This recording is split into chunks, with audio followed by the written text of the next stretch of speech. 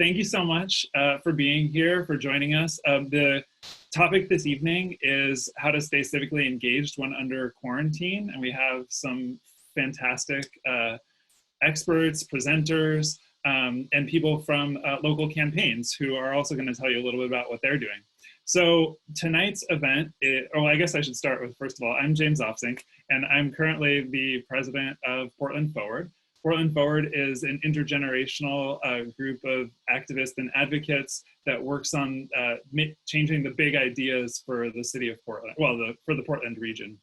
So we've been doing a lot of work on getting big money out of our political system, which is kind of a structure, systems change approach to making our region better. We've worked on public bank with Representative Alissa Keny-Guyer, who we're going to hear from later today. And really have done kind of a wide swath of different progressive changes at the city level that we've worked on.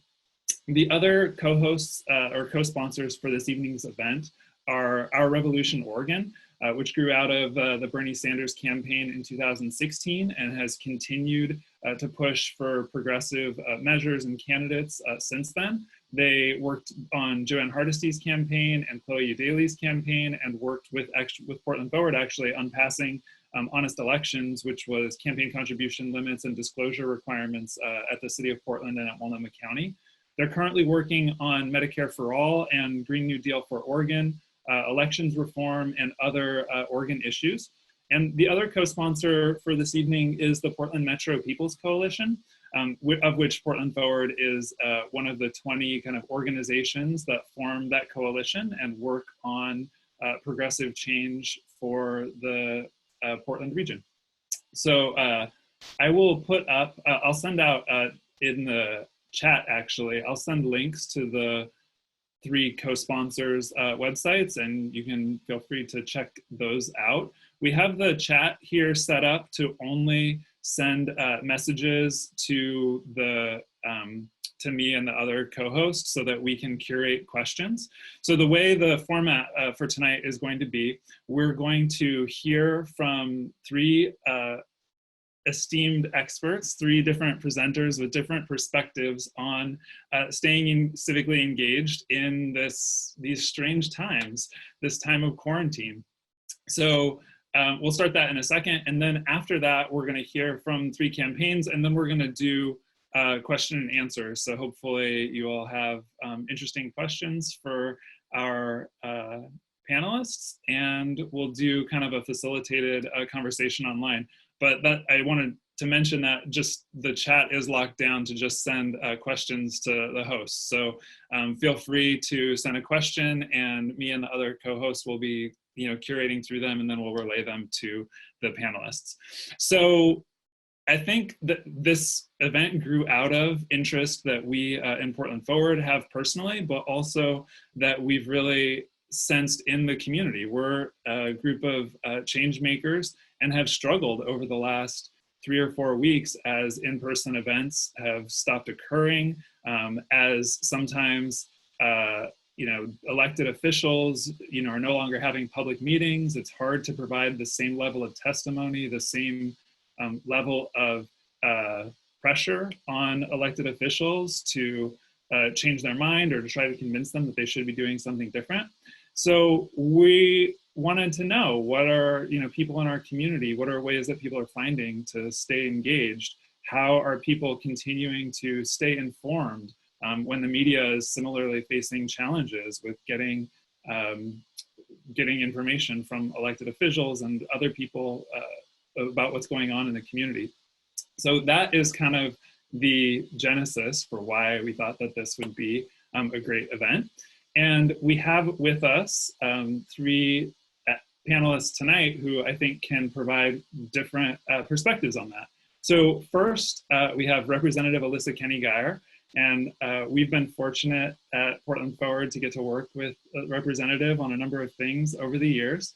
Alissa Keny-Guyer represents House District 46, which is parts of Southeast and Northeast Portland, and she's represented the district since 2011. During that time, she has served as the chair of the House Committee on Human Services and Housing, She's been a member of the Healthcare Committee and the Revenue Committee.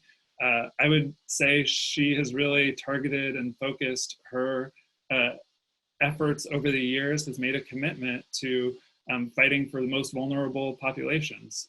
We had the opportunity to work with her on campaign finance reform, on some of the efforts that we've been working on to push for public banks.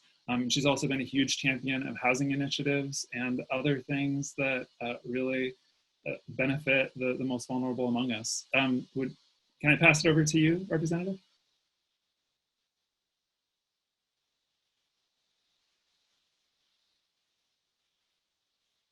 Wait, hold on, you're not unmuted. Mute myself. There. Oh, wait, there we go. Okay, good, thanks. I was trying to unmute myself. Great, well, it's really great to be a part of this, and I, like everyone else, has been struggling. I have been struggling to figure out how to stay engaged. I really, really care about grassroots organizing, and I only ran for office 9 years ago when my kids were older, because for me, I had a husband that traveled a lot, and it would have been really hard to be the kind of public official I wanted to be had I been trying to balance family. And I have enormous respect for elected officials who do have families and young kids, and try to juggle that, because it's really important to get their perspective. I just felt like, since I single parented a lot of the time, that wasn't probably going to be the kind of elected, approachable official I wanted to be, and the kind of parent I wanted to be. So, you know, I've done a lot of, you know, I spent all my weekends going to tenant meetings and just all kinds of, you know, things in the J district, in my particular district, housing issues, environmental issues, child abuse. I went to trainings and all that kind of stuff. So this has been really hard for me, because acting digitally is not what I was excited about in terms of this job, and I'm extroverted and I love the people-to-people contact. So I'll just say a few things, because I know we're supposed to do a quick intro and then respond to questions. I have shifted pretty much to Zoom like this. I'm happy to at least see people. It is kind of fun to see people in their home environment. That's a little bit of a silver lining. I haven't had that opportunity before. I did a town hall with Barbara Smith Warner and Michael Dembrow on Zoom. That was my first town hall ever.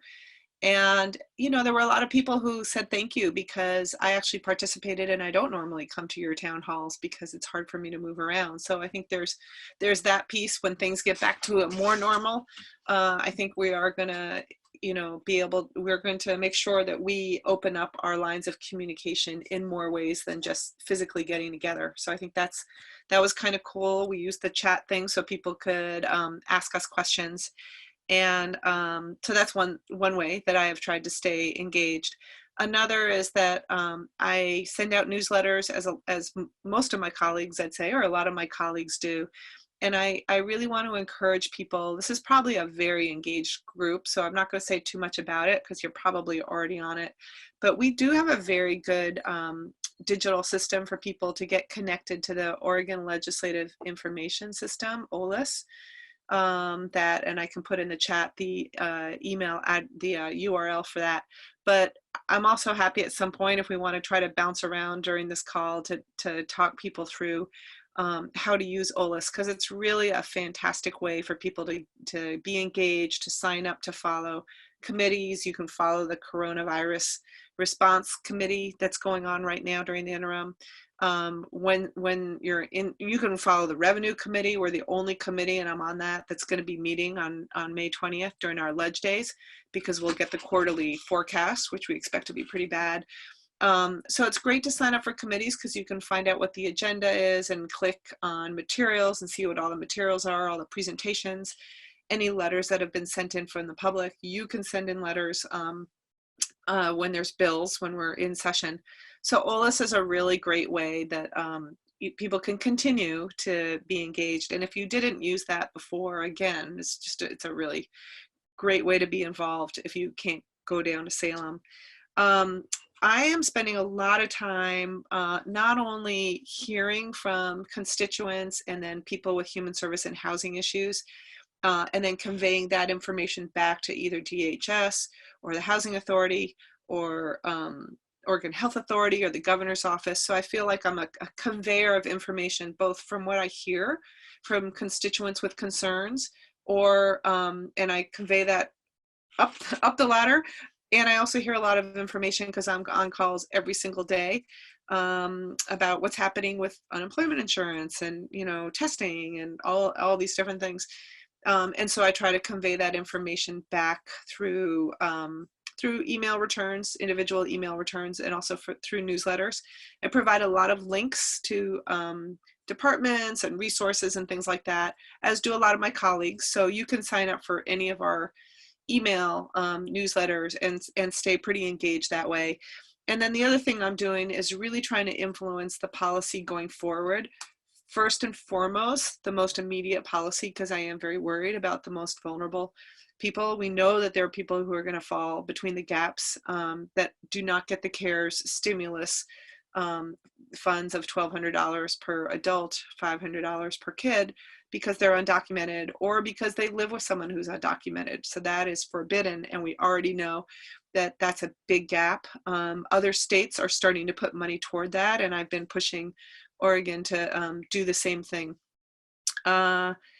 So there's lots of gaps. You know, rental assistance, rent was already very hard in Oregon to pay, and we know people are going to fall through the gaps, and it's going to be huge. So I'm leading a housing SWAT team made up of tenant advocate, landlord association, Oregon Housing Alliance, the Community Action Agencies, Portland Housing Authority, and several different people to really figure out what is it when we get the CARES money, the community-based block grant, the community development block grants that we can use for rental assistance, or the emergency services grants that can be used for homelessness.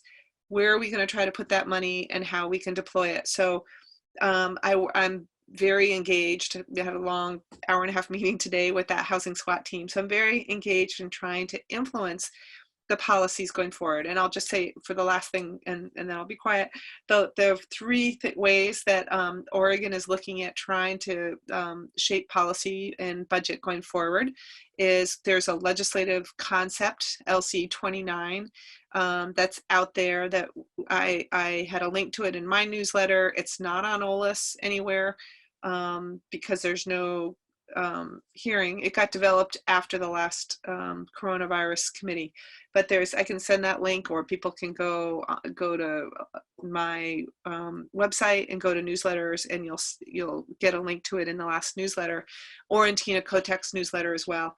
And you can see a 2-page draft of it, or you can see the full draft itself. And these are things that we want a special session so we can pass. The governor right now doesn't want to call a special session yet until we see where the federal funding is going to land. And so she is looking at what are the policy things she can do through an executive order. And then Tina Kotek is looking at, okay, for the budget requests, can we do that out of the emergency board or the e-board? So I maybe said things that are really simplistic that you already knew and it's boring, or I said things that are getting too into the weeds. I could talk more about the e-board, emergency board, and things like that. But I think I'll stop there and just say there are a lot of really, really big decisions that are very immediate that is important to have people's input on. And it's hard because we have to do it in different ways than we've done in the past. And then, of course, there are long-term issues, structural issues that I think probably everyone on this call is very well aware of, but it's been a wake-up call for a lot of people in terms of healthcare and housing, and a lot of this, essential workers and people that don't get paid enough to do the essential work to keep our economy going. And those are long-term. So we've got the short-term right now, long-term, really important to keep people engaged and not have a small number of policymakers make these decisions. Thank you so much, Representative Keny-Guyer. I know that I already have some questions percolating in my mind, and I hope that other people, as the representative kind of shared what's going on at the state level, if you thought of questions, please do drop them in the chat, and we will get them going after we hear from the rest of the panelists. So next, we have with us the news editor for the Mercury, Alex Zielinski. And Alex said, when I asked her how to introduce, she said, just, news editor for the Mercury. But I do just want to editorialize on top of that, that if you're not following Alex Zielinski on Twitter or Facebook, or if you're not picking up the Mercury, you're definitely missing out on some of the most insightful and I don't know, like hard-hitting journalism that's happening in our city. I personally care deeply about criminal justice reform, and there is no other reporter who's doing what Alex is doing with respect to police and other criminal justice issues in Portland. So make sure to follow Alex and the great work that she's doing. I'm just going to turn it over to you now, Alex.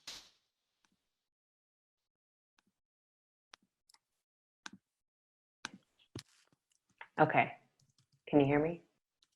Yeah.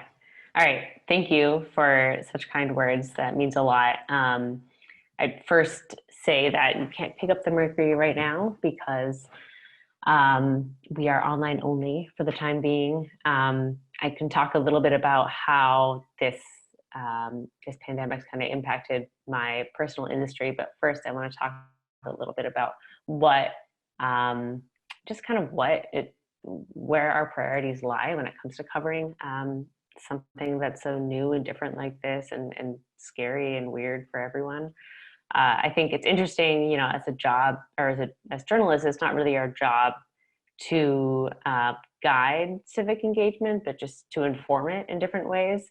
I think there are certainly times when we get a little bit more involved in pushing for civic engagement, and we're kind of in the midst of two of those events, I'd say. One is when there's a crisis, when there's, depending, any kind of social crisis. Another, when it's election season. And those are both overlapping right now, which is a unique challenge, both for candidates and campaigns, which I'm sure folks will speak to in a little bit, but also for knowing how to educate, keep those conversations and keep those campaigns on top of mind for our readers, and while also, kind of making sure folks are paying attention to the crisis at hand. I think, so right now, at least in the Mercury, we are focusing a lot on, we're doing our normal kind of news coverage as much as we can, but we're also doing more stories that are just informing folks how to be engaged, whether that's, how do you donate to community relief funds?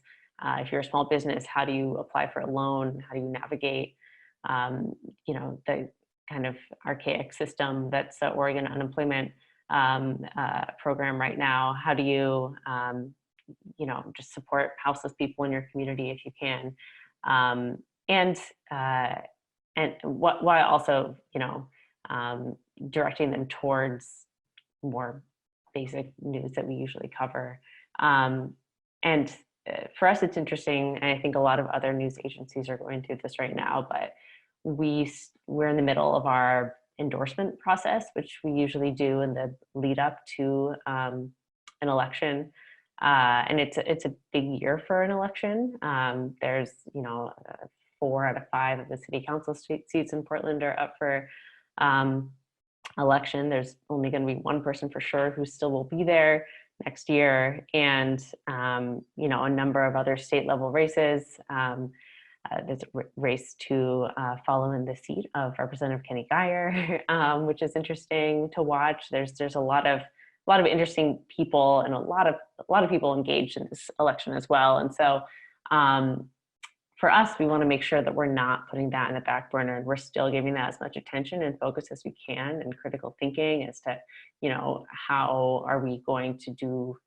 I mean, it's an interesting part of a reporter and editorial team's job to be to also endorse candidates, when a lot of the time we're just trying to do the most objective, straightforward news.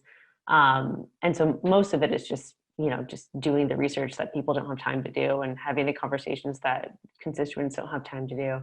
And so that has changed. It's turned more into Zoom meetings and to questionnaires and to, a lot of our own research on the back end.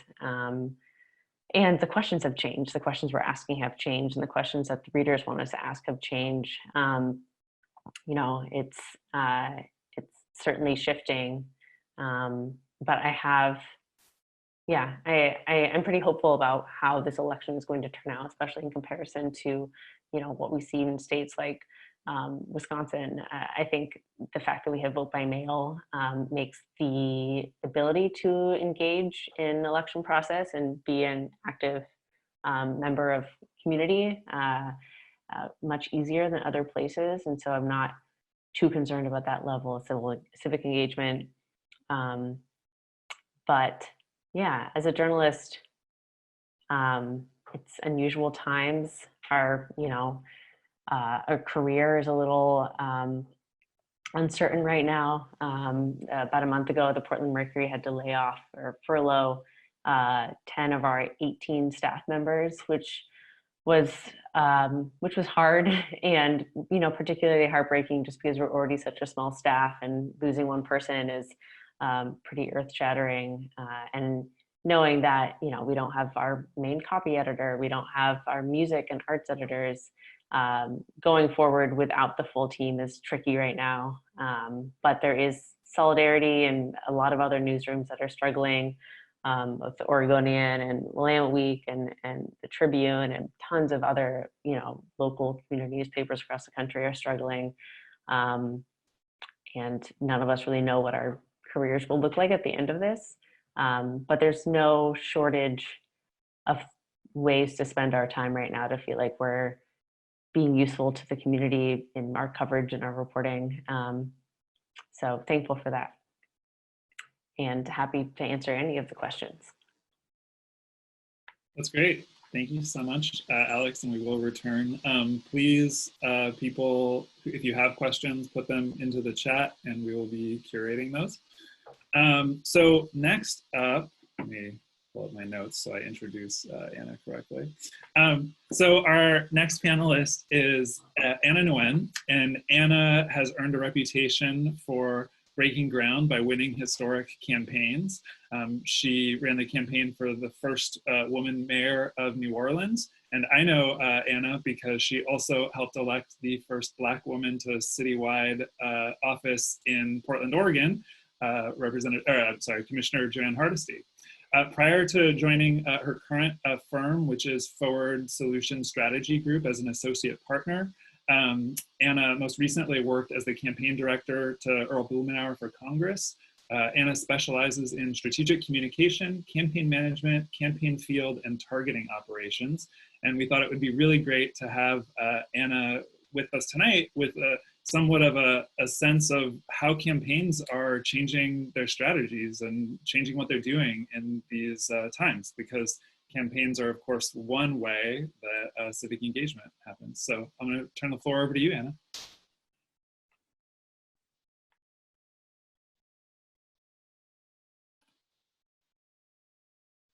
Hi, thank you all for inviting me. You know, I'm humbled to be invited alongside great folks like Alex and Representative Keny-Guyer, who are, you know, out there and engaging with constituents every day and just trying to disseminate as many resources as possible. So just to piggyback on what a few folks said, you know, 2020 was already going to be a really interesting election year with what the city council, with the state races. You know, we have the census happening this year, and several ballot initiatives that were going to be put on the May and November ballot. So it was already going to be a pretty crazy year, but with COVID-19, it's just really shaken up a lot of campaigns, not just candidate campaigns, but also issue-based campaigns. You know, not only does COVID-19 impact, you know, one of the lifebloods of for candidates, which is in-person events, it also impacts fundraising. You know, people who, especially in Portland, a lot of candidates are used to asking voters to donate $5, $10, $20, especially with the campaign limits that we have put in place. But with just the economy just up in the air, people not having jobs, not being able to pay for rent, you know, obviously that's the first priority that candidates and issue-based campaigns are worried about, but that's also impacting the level of fundraising that these groups are dependent on to be able to execute and disseminate their message. Not only fundraising, but we're also talking about messaging. Messaging is something that campaigns work on well into a year in advance.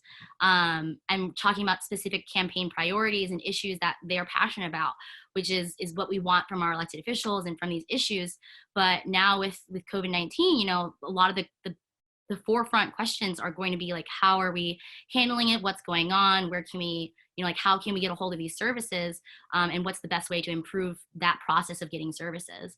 And right now, candidates especially are having to revise what their message is going to be. So some campaigns might have planned to have like a contrast piece or a contrast between themselves and another candidate, but right now it just seems more it's a little bit more difficult to navigate with the current climate of what's going on. Like with all the chaos happening right now, like voters don't necessarily want to hear more negativity out there, or what could be perceived as more negativity. So messaging is another thing that's impacted right now with the pandemic. Down ballot candidates such as city council or state reps races or state senator races, typically dependent on earned media, news outlets writing articles about what's going on with campaigns and candidates, are a little worried because right now, again, like the focus is all on COVID-19. It's going to be a very interesting year. I know a lot of the down ballot races, especially grassroots candidates, are having a tougher time with being dependent on door-to-door interaction or canvassing, in-person fundraising, like that sort of thing. It's going to be interesting to see how this year turns out for elections. There's been a bigger shift towards paid advertising and texting and emails. In years past, there's been a downward trend with how effective TV ads could be, but with the lack of face-to-face interaction or in-person interaction, we might see an uptick in the amount of TV ads spent and how effective that might be in reaching voters.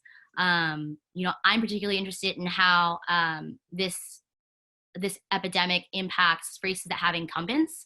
There may have been like a few races where it's been challenging already for the incumbent against a challenger, but with COVID-19, it's a little bit easier for elected officials to get that earned media since they're doing their job, and that's what we're reporting on is how effectively they're doing their job, what's going on, what's happening. So it's going to be interesting on how this impacts races with incumbents. There's definitely some positive aspects out of this for campaigning. We're seeing a shift towards more teletown halls and digital town halls, like Representative Keny-Guyer was talking about. And so, we have at this moment in time one of the most engaged voting populations that we've seen in a while. 36% of adults are texting more. Streaming services are up by 26%. People are online in general 70% more than we have been before this epidemic. And 60% more are consuming media, trying to find out what's going on, what's happening, just to stay informed, to see when this is all going to slowly wane. So we have a very engaged group, and currently a lot of folks not quite sure on how to be a part of that. But luckily we have a lot of campaigns that are shifting towards more digital programs, more text banking. There are definitely ways for people who want to volunteer and support their candidates or support their campaign issues to tap those campaigns and to say, hey, how can I help? A lot of campaigns prior to this epidemic were already shifting towards doing more texting voters, phone banking voters. A way that we have seen some campaigns execute is asking their supporters to do more relational organizing, which is, asking their volunteers to reach out to their friends and family and helping campaigns to remind folks to vote, especially with the lack of door-to-door, there's been some concern around the get out the vote efforts. And so we're seeing a lot of that ramp up earlier. A lot more texting, a lot more emailing, a lot more phone banking. There are ways to help campaigns and candidates by potentially doing some sort of fundraising. I've seen one campaign that offered a raffle for a service or an item to help fundraise for their candidate, which is one way to benefit the candidate or the issue, but also to potentially get the service. So it seems more of like a bargain to people who potentially have the means to donate. So yeah, I'll leave other questions. I could go a lot more into it, but I'll leave some time for opportunity for questions and hope to answer them. Yeah, that's great. Thank you so much, Anna. So I had planned to kind of ask a few questions here and then go to presenters, but one of our presenters who will remain unnamed and totally secret, who has another presentation that they need to give in a few minutes. I want them to be able to talk a little bit about, this is Cole Merkel from the Here Together coalition, which is the regional homelessness ballot measure that's coming up this May. And they're just one campaign that is active right now. And we wanted to give Cole just a few minutes to talk about what they're doing and how their kind of strategy has changed with respect to the pandemic that we're in the middle of. So Cole, you should be unmuted now, and I have your slides. Let me just pull that up. Thank you so much, James. And yeah, I'm sorry to double book myself. Actually, Councillor Lewis and I are both going to need to step off right around 7 because we're going to present to the Clackamas County Democrats, and I'm running tech support. So that's how we adapt in a campaign. We can book events back to back, but and they're all just in the same living room. So again, my name's Cole Merkel. I really appreciate the opportunity to present today, and I'm with Here Together. And so I'm here tonight to really tell you about this exciting region-wide solution to homelessness that is going to appear on your May 19th ballots in the metro region. People, we have 13 days before ballots drop, before people start voting. And we have an absolutely key opportunity as a coalition and as a group to be able to get this done. I think what I'll say is that coronavirus has made it clear that we are all in this together and that we need to emerge from this stronger and more united as a community. And that's why I'm so excited about this opportunity to be able to move forward. So this first slide shows numbers of folks who are experiencing homelessness in our region. It's a crisis. I think we can all agree on that. But the thing that always strikes me the hardest is that there are 7,200 kids who are experiencing homelessness in the region, and that Oregon ranks #1 in the nation for homeless children. That's a hidden but a critical problem, and no child should be homeless. James, next slide. The great news, though, is that we know how to end people's homelessness. Our region service providers are doing great work every single day, and this measure will allow our case managers to help each person get the mental health services, drug treatment, or other supportive services they need to fit their specific situation. Everyone's safer when people dealing with an addiction or mental health issues are able to get treatment, and when people who are homeless are able to get into housing and off the streets. Next slide. So annually, this measure, if you can go back one, thanks. Annually, this measure is going to raise $250 million per year through 2 very small taxes.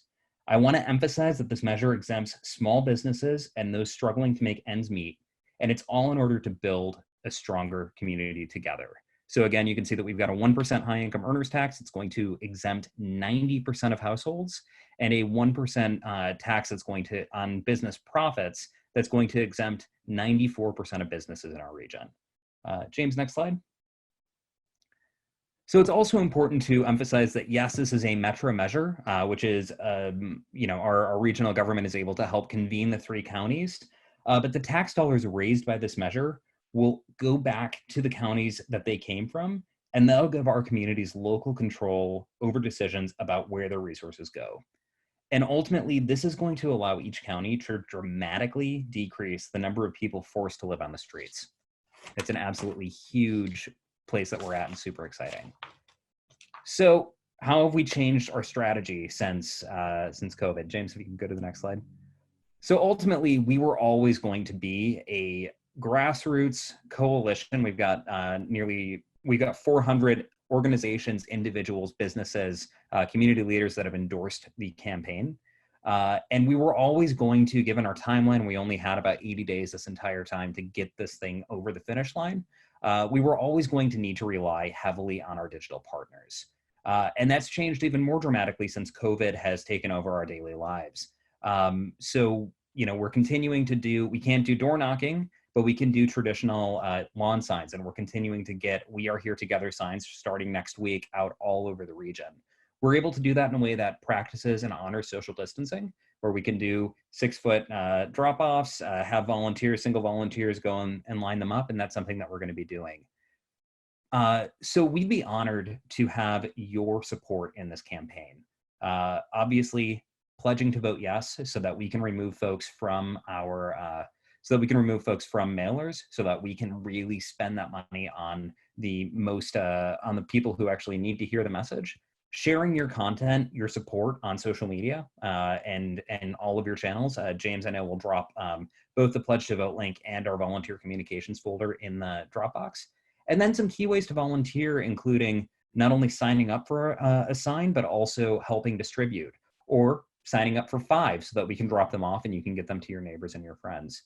We're also going to be doing the traditional phone and text banking to get the vote out. And so if you're interested, please sign up in that volunteer link for any of those. Again, I really appreciate the opportunity to jump in here. I will note that when I have logged off, you will be in the capable hands of Representative Keny-Guyer, who's a great ambassador to this campaign and can definitely answer any questions that you all have. Thank you so much, Paul. So as we were kind of selecting which campaigns to invite to speak, we wanted to select campaigns that had a variety of different issues going on that would draw out how kind of these times are changing. So the Here Together campaign is already on the ballot in May. In contrast, the universal pre-K ballot measure that Portland Democratic Socialists of America and other groups have been working on had been planning for I'll unmute you, Emily, but had been planning for maybe a year as far as putting all of the policy and issues together in order to then be collecting signatures this summer in order to get on the ballot with a citizens initiative. So obviously those plans have changed, and we thought that it would be interesting to all of you and to the community in general to hear kind of some of the different strategies that different campaigns are using. So Emily, do you want to talk at all about what the Universal Pre-K initiative is doing? Sure. Thank you so much for having us here. This is such a great convening. So thank you, Portland Forward. Thank you, James. So the Universal Preschool Now campaign, like you mentioned, has been in the works for quite a while. It's a grassroots coalition campaign that started, actually, we're going back almost 2 years now on doing the basic research. And just to give everybody a sense of where this came from, it was during the city council budget process where they first started floating the ideas of cutting community centers and parks budget, which quite a few organizations was not impressed with. Sorry, everything changed a little bit, so I hope you all can still see me. The idea that we had to cut back on social services, big social programs that we all rely on during a time when Portland is having, historic wealth amassing, just didn't sit right with us. So what that prompted was sort of a deep dive into some data around the income and wealth distribution in the county. And I want to thank Representative Keny-Guyer for giving us access to some of that data that we didn't have on our own. So what we did find after that initial maybe 6 months worth of research was that we could afford, if we wanted to, not only parks, but we could actually afford preschool for every kid in the entire county for free. And we could also afford a living wage for every preschool worker in the county. And the reason why that was exciting to us is that universal preschool is known to be a 2-generation anti-poverty measure. It has an immediate impact for families right now who are hugely cost burdened by the cost of childcare. Childcare costs as much as rent for those of you who don't have children.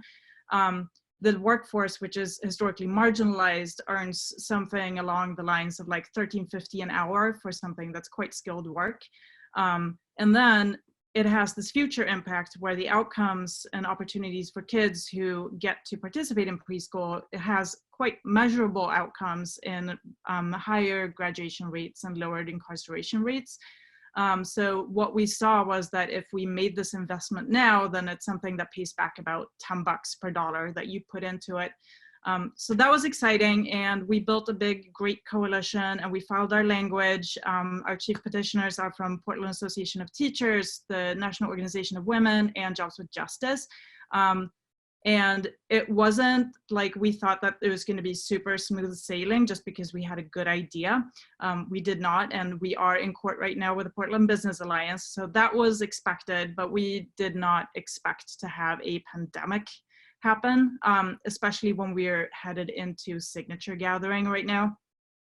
So what we are doing is basically retooling our entire field plan into a digital field plan. So what we have that is currently accessible to us is e-sheets, and you may have seen those being more activated by campaigns that are already collecting signatures, like IP44 is doing a good job of circulating those. And we're also asking, and we don't have high hopes that this will work, but asking the governor to possibly get a digital signature option going just for the duration of the emergency. So one thing that I want to say about what it was like to sort of reconfigure everything in a grassroots campaign during a pandemic is that we, of course, sat down and thought to ourselves, like, is this really the most important thing right now? And something that really helped us and that I was grateful to be involved with this campaign for is that because we've been organizing so closely with childcare workers and preschool providers, what we learned really early is that about half of the existing childcare landscape is going to be wiped out by this pandemic. Like the funding mechanism of privately funded childcare is so flimsy and weak and unreliable that I think it was like 30% of providers said that they couldn't even survive 2 weeks of the pandemic. And when we got up to a month without supports, that's over half the workforce. So we don't know what the landscape is going to look like coming out on the other end of this, but we do know that this pandemic is laying bare something that is going to have tremendous effects on especially parents as they try to return to work on the other side of this. So we were able to sort of see the early alarms for this, and that made us decide to really keep this conversation going and stick with this fight, because it's something that we're going to have to win if we want to have a functioning community coming out of this. Because I mean, we know who gets to stay home with the kids typically if there's not childcare available. So we're sensitive to the fact that there's a lot of urgent issues right now, but we're pretty committed to making sure that this is still on people's radar. And I think I'll stop there.